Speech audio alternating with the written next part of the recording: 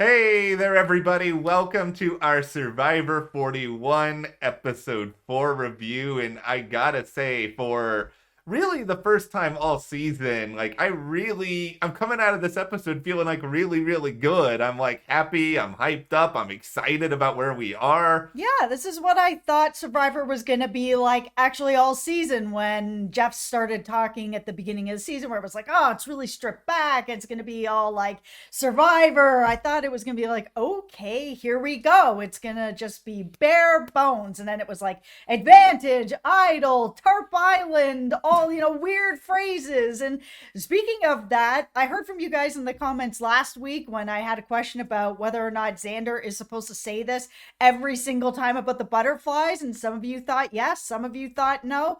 I waited for that tonight to see, does he have to say it every time? He did not say it tonight, so now I'm extra confused.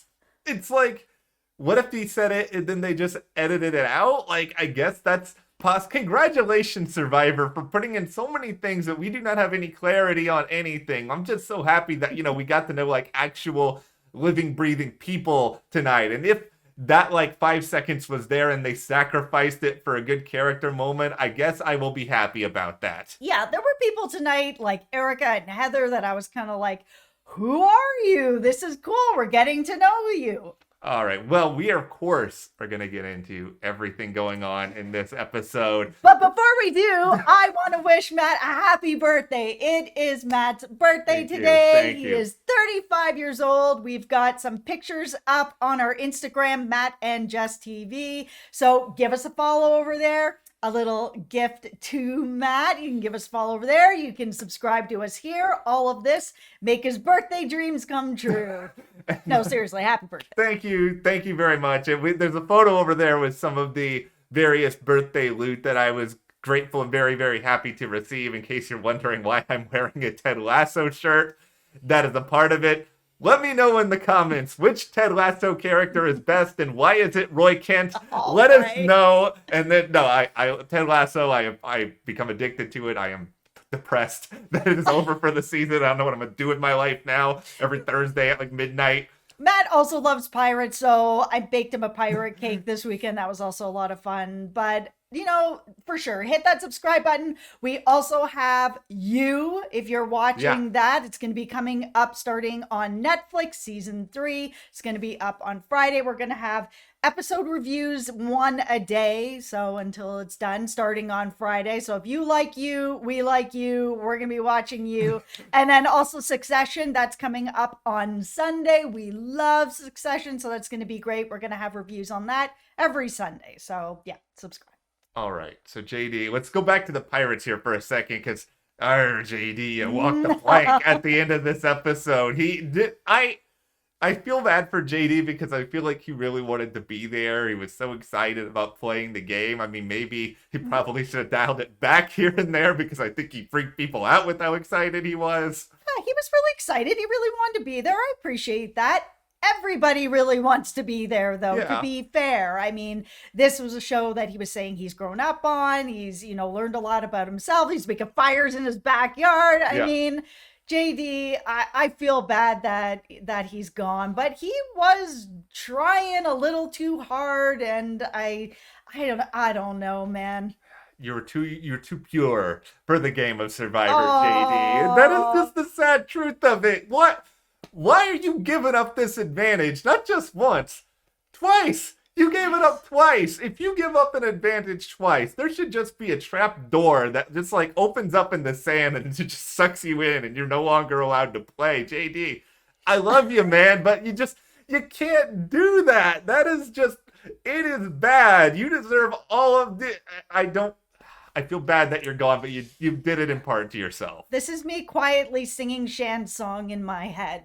Like, just so that we don't lose the channel here. Yeah, like Shan, congrats to you for doing the move that I think we both thought you should have done last week and just go ahead and snatch away that advantage. Yeah, I mean, she gave it back to him and then she decided again that she was going to try to make this move to really build trust with JD, to give it back to her, and she would give it back to him at the end, but now he's gone. So here we are. It was such a brilliant move. I think it's cutthroat. It's the way that you should play Survivor. I think if JD was watching from his couch, I'm sure he probably would have been celebrating Shan doing it and, taking the game by the horns and really going for it. Yeah, I just don't really understand why the first time, sure, maybe. The second time, he is a long time watcher of the show. At that point, it really should have been, okay, either you trust me or you don't. I'm keeping my advantage on me. If you don't trust me, you don't trust me. Like, I've already shown you that you should trust me. I've already given this to you once. Then you gave it back to me. We have shown each other we can trust each other. There was no real reason for him to give it another time. The thing that I would be worried about here, if you are the Ooh-ah tribe, You is love that. listen.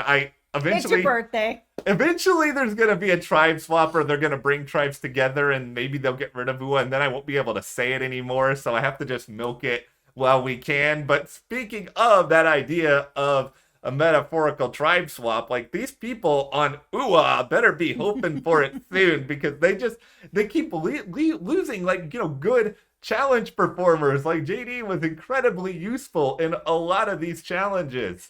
Okay, except I do have to say, in this challenge with the ring toss, I don't know what the rules are. Jeff didn't really say if you're allowed to do this or not, but he was jumping off his platform with the ring in his hand towards all the different posts. No one else was doing that. He didn't get stopped for doing it, but I was kind of like, I know he lost, but it felt like he was having a little bit of an extra advantage by being a little bit closer.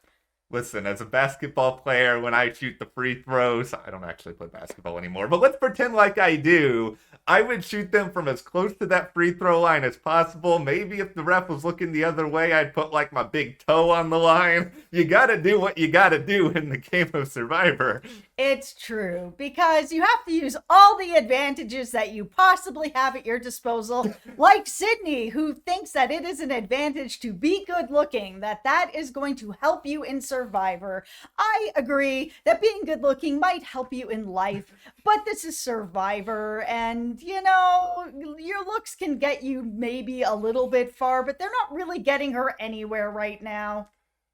Listen, Sydney, you referring to yourself as the threat of threats. That is what you are going to ironically be on these videos for the remainder of your time in the game. You shall be threat of threats. Who says that about themselves? That'd be like us being like, we're the YouTubers of YouTubers. And, That's right. We're threats because we're good looking. Yeah, look at our, chiseled jaws, and look at our, okay, well, listen, I don't know a lot about, universal standards of beauty here, but, Me neither. So, listen, it's just, you want to downplay things in the game of Survivor, and I guess good for you for having confidence, but... Yeah, and if you want to rattle off real threats in the game, that's where I thought she was going with it. And when your second threat is that you're good looking, it's kind of like, okay, well then all right, Sydney, see yourself out.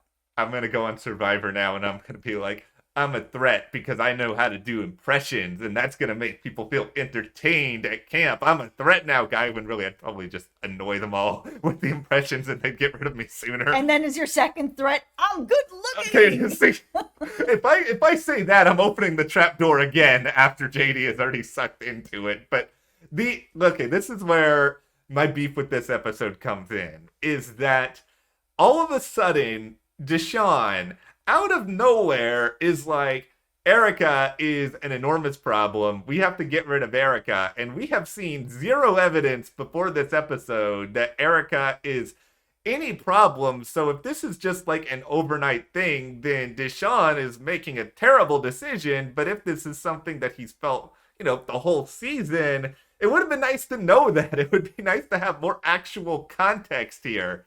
It was strange. It really felt like it came out of nowhere. It's like, oh, let's introduce you to Erica. Now she is a threat. I was just like, oh, what? How did we get here? I don't understand. You guys are not losing. Why on earth would you want to throw your challenge just to get out Erica, who doesn't like Sydney, who thinks she's a threat because she's hot. They feel like they're bored. That is, if we had a giant bell, we could ring that right now because this is I think exactly what this is. They haven't gone to tribal. I think it always helps you build trust in relationships to go there. They're probably just getting a little bit antsy because they want to play Survivor, and they haven't had it happen yet. Now, here's my feeling on throwing challenges because there's a lot of high horse people on social media, and I think Probst is even one of them, being like, I never throw a challenge in any way, shape, or form. Listen, if it's a situation where it's like after a tribe swap, and let's say like 3 people from Luvu were on a tribe swap, and then like JD comes over, and JD has really close allies on another tribe that he's gonna join again after the merge. Like, I might throw a challenge at that point to get rid of someone who I know 100% is not with me. But there's no way to know that right now. Like, they haven't gone to any tribal. I would not throw a challenge at this point in the game. No, it's super strange. I really don't understand what was going on there besides boredom, because you're there to win a cash prize. Yeah. Why would you put your game in jeopardy? Because you don't actually know for sure that you're going to get Erica out. You don't know. There's a million advantages going on in this game right now. They don't know everything. It's a huge risk. Unless Erica was actually wrecking your game or, hurting the tribe in some sort of way, what is the purpose of this? I will say, I'll give credit to the editors here because they really threw me off going into this episode because they kept talking about, somebody may throw a challenge in this episode. And I thought with every fabric of my being that it was going to be Nasir. Because, like, that was the whole edit that we were getting here, was that people were annoyed with Nasir for, like, this, that, or the other thing, as opposed to this person who's barely spoken any words at all leading into this episode. Nasir is a beast. Like, he is not somebody that you need to get out of your tribe right now. Like, they're trying to throw it. He is just pushing those logs through us. Wow, this guy is not the guy to get rid of, not yet.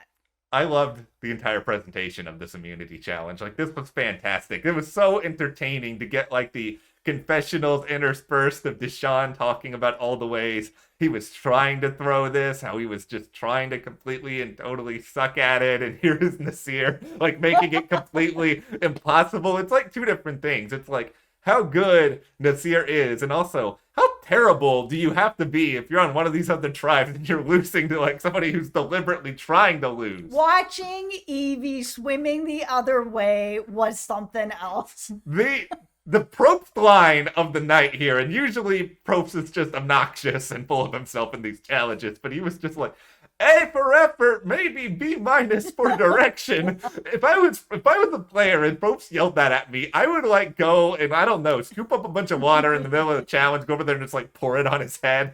Trapdoor for Jeff. Like, Jeff, I always wonder if Probst in his head is just like, I'm going to piss some people off today. And he's just thinking about ways to just troll them in the middle of this challenge. But all of that was so, like, unbelievably funny. Like, I like this immunity challenge a lot. There were some things that I was a little bit worried about at the beginning of this episode with Shan. She gave some information that I really wasn't sure why she decided to give. And it was a good TV moment where she kind of turned to Jeannie and said, Brad was never going to take you anywhere, boo. Yeah. Like, I was his number one. He told me he had all the advantages. And then it started to kind of ripple where other tribe members were feeling that she knew stuff she didn't share. And then you had JD really leaning into that.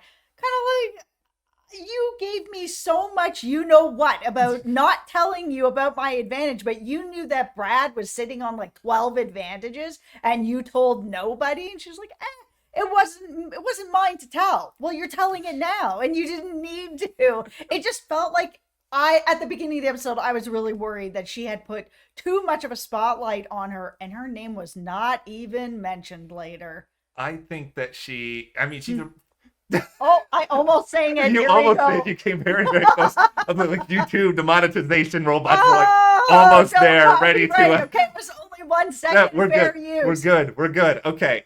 Here's the thing, Shan. I love watching you. You're incredibly entertaining. You're giving Jess an excuse to do this fun dance. Like we are enjoying your gameplay.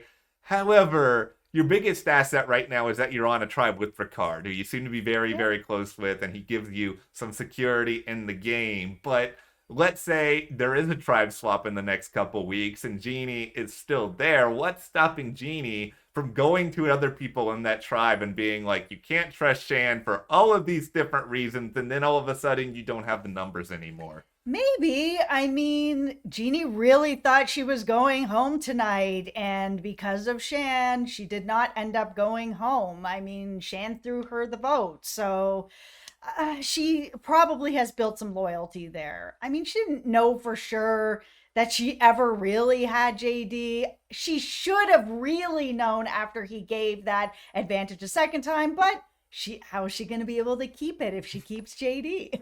The thing of the most, I love Shan. I love Shan too. I want Shan to do She's really, so really well. smart. She's so smart. She's so entertaining. Like she is really adding a lot of just dynamics to this game, and she's giving us things to talk about that aren't like the ridiculous advantages. Which, speaking of which, I mean, I think Probst really wanted this like shot in the dark thing to be used at some point in Yep. this game, and nobody is using it, and I am okay with that so far. Yeah, that was one advantage or idea that I'm just not on board with. I haven't been since the beginning. I'm not liking it. So far so good. Nobody's used it.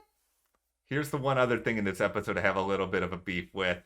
We did not need like the 10-hour like Chariots of Fire montage around Heather struggling during the reward challenge early on. It's just like, good for you, Heather. I'm not trying to be patronizing. I legitimately mean good for you. These are hard challenges, but we've also seen about 1,000 people struggle at challenges on Survivor over the years. I mean, I'm too jaded at this point to get inspired by Heather moving forward in a reward challenge when, I don't know, that minute could have been used somewhere else.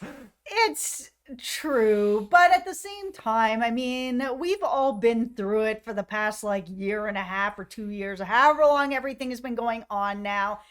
I am going to say for me, it was nice to see a little bit of an uplifting moment where all the tribes are clapping for her and giving her encouragement. I mean, those moments on TV, they're just kind of few and far between. So it did go on a little long. Yeah. Yeah. But did I appreciate it? Yeah, I just- did. I liked it. I'm gonna do the Roy Kent grunt. Okay, there we go. I think I've allotted myself 2 Ted Lasso references in this video. I think I'm good, but okay. This was a really fun episode. I think there's a lot of different stuff to sort of talk through. So let's talk through it with all of you. How funny was it that Deshaun couldn't even throw the challenge properly? Do you think that Shan made the right move, which, in our minds, clearly, no offense to Jeannie, I just don't think she's as big a threat as JD in the game moving forward. No, and also give Matt a happy birthday in the comments and hit that subscribe button as a gift to him. Thank you guys so much. We'll see you here next time.